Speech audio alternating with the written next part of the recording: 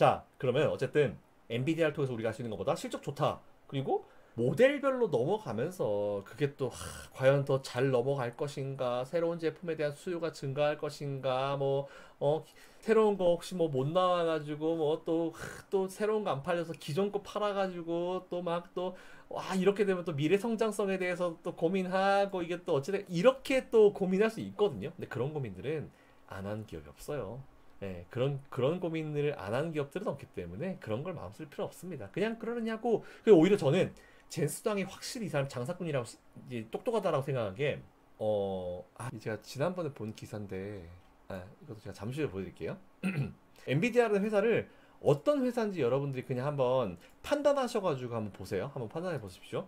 자, 실적 잘 나왔죠. 근데 지금 고민이 뭐였어요? 호퍼에서 이제 블랙으로 넘어가고 블랙에서 루빈으로 넘어가는데 젠스당이 최근에 어떤 결정을 했습니까? 신제품 발매 주기를 원래 2년이었다가 2년에 한 번 바꿨어. 그게 무슨 얘기다? 호퍼 2년 써먹고 블랙엘 2년 써먹고 루빈 2년 써 이런 식으로 하려고 했는데 신제품에 대한 발매 주기를 1년으로 줄였어요.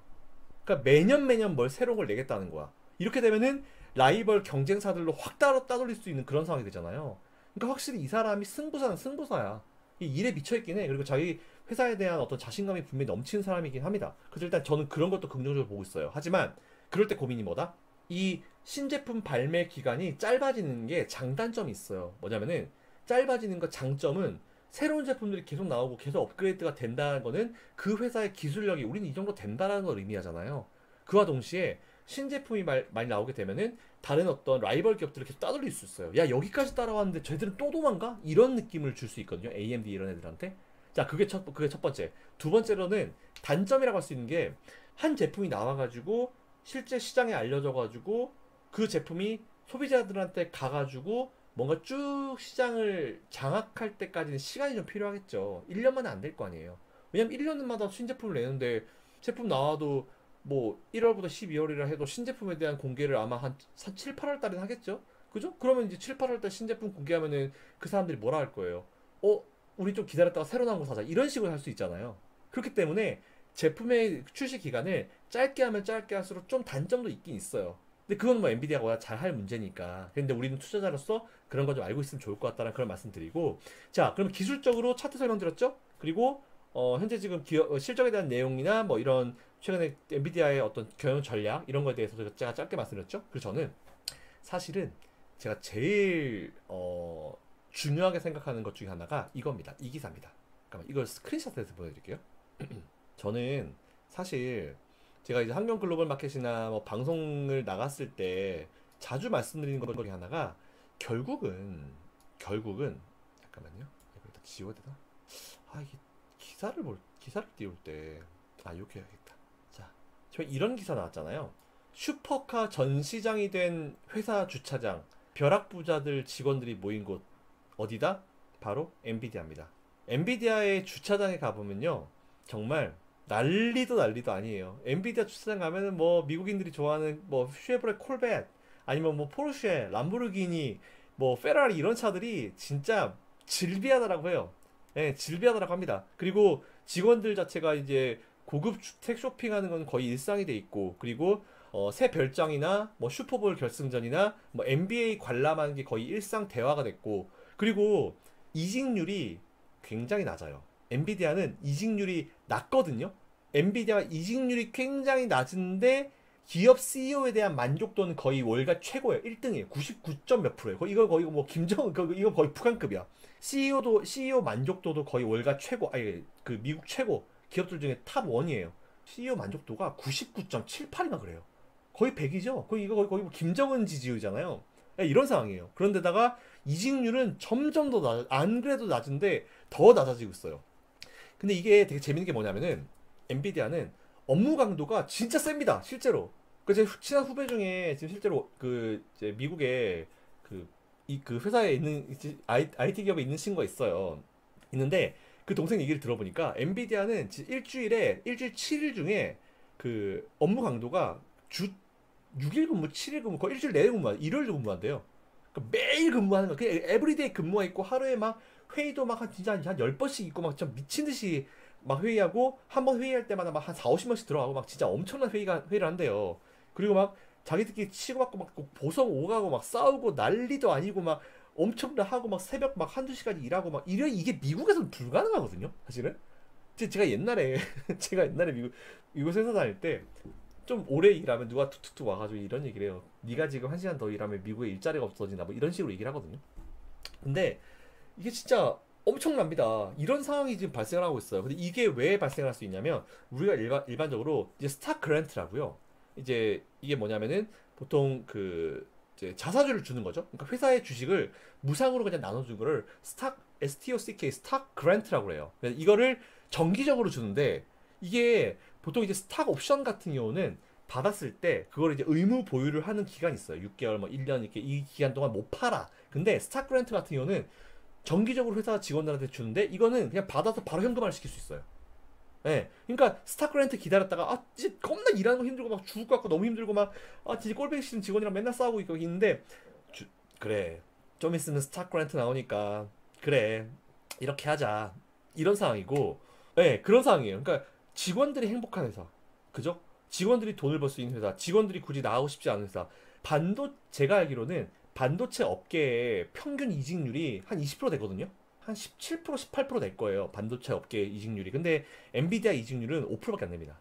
5.3이 그것도 올라서 더 떨어지고 있다고 해요. 근데 그 5%. 그러니까 반도체 업계의 평균 이직률이 20%, 한 17, 한 18%, 한 20% 정도 근처 되는데 엔비디아의 평균 이직률이 5%대였어요. 작년에 5%대였거든요. 근데 올해 제가 가장 최근에 들은 거는 2%대로 줄었대요. 엔비디아 이직률이 안 나간다는 거죠.